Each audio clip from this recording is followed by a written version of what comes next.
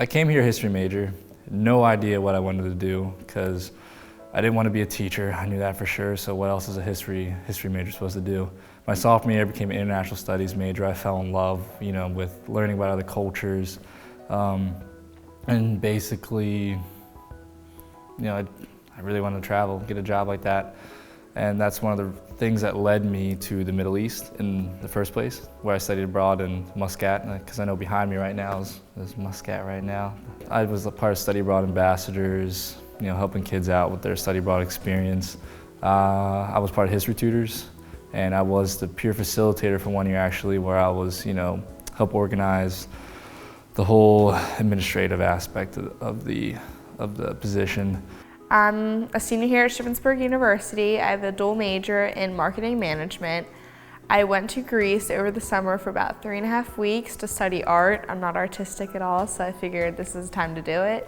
I studied at a school named HISA, which is Hellenic International Studies of the Arts. So I went to Florence, Italy. I went for 9 weeks during the summer of 2015. I attended Florence University of the Arts, and I took a couple marketing courses there.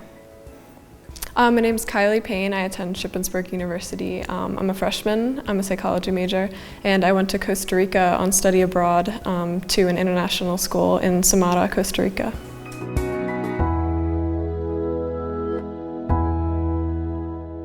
I actually knew I wanted to study abroad back in high school, so that was one of my biggest concerns when researching colleges, and I knew Shippensburg had a really good program.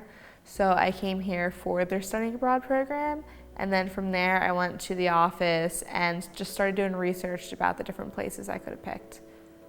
The office was very helpful. They kind of just laid out everything that I needed to get, did like a checklist and everything. So I knew from them what I needed, and then once I picked my program, I actually had an advisor with the program that did the same exact thing. One of my professors, he was offering this trip. Him and his wife were leading this trip to Costa Rica, and I've always been interested in Central America and really wished to go. So that's how I heard about it. My freshman year, actually, I did hear about it through like emails and stuff, and just walking through the Cub on campus. So I did attend like the info session and stuff early on, but I didn't actually get interested until my junior year. Yes, they were very helpful. I could go to them anytime for anything really. I would say the main thing that I was concerned for was like the financial aspect, and they really worked well with answering my questions and just helping me figure out what I needed to do financially to go abroad. Well, I was always aware of it. I know every university had it. I really only started, researching it when I became an international studies major, when I learned that either A, had to get an internship, or B, had to study abroad. Obviously I chose to study abroad because I'd never been outside the East Coast before. I really wanted to get out there.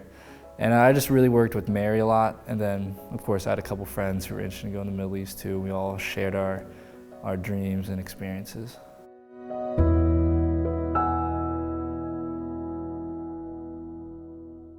Italy was not my first choice. I actually was looking at Asia first, and then through my research, I looked through Europe, and Italy popped up at me. I just kind of liked what I saw and just decided to go there.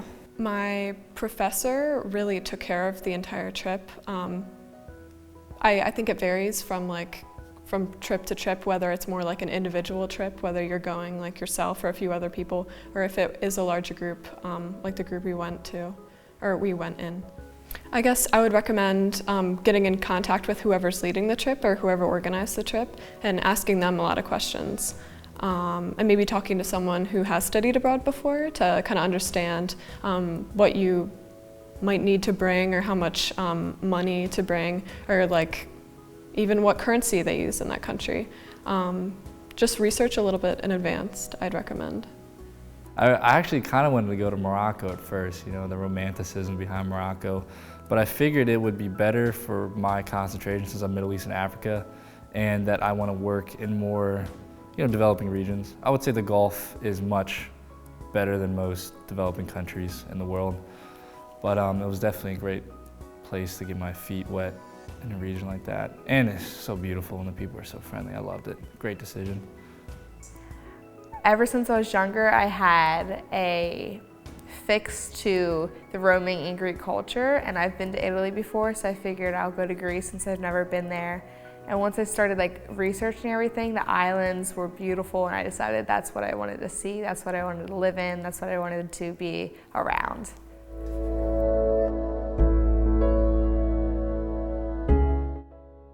Oh, the locals were great.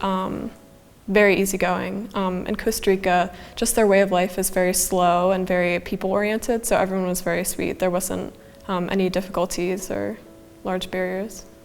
Our house family was super sweet. It was mother, father, and a little boy. It was so cute. We stayed with them in Samara for about 4 or 5 days, and then we stayed in different hotels when we went up to the mountains in Monteverde. I lived in Florence. I lived in a piazza called Santo Spirito, and it was actually more of the local side of Florence, so it was cool to submerge myself in their culture and get to know the people that lived around that area and stuff.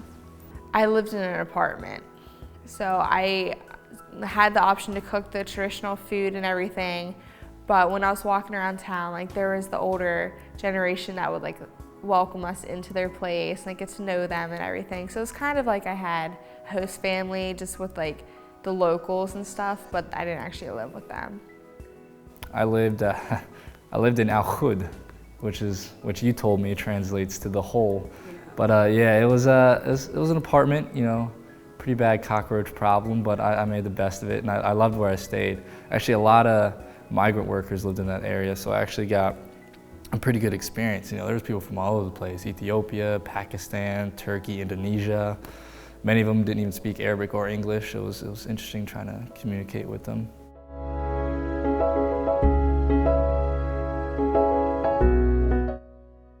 To step outside my comfort zone.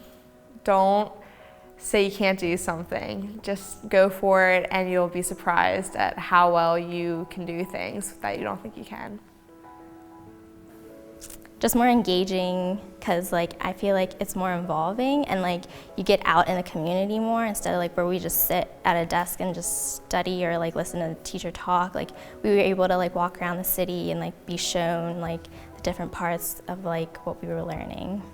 And I think just getting to know the people, that's a challenge, because you have to put yourself out there. You can't just go about by yourself and figure things out on your own, because it's not possible. I learned so much.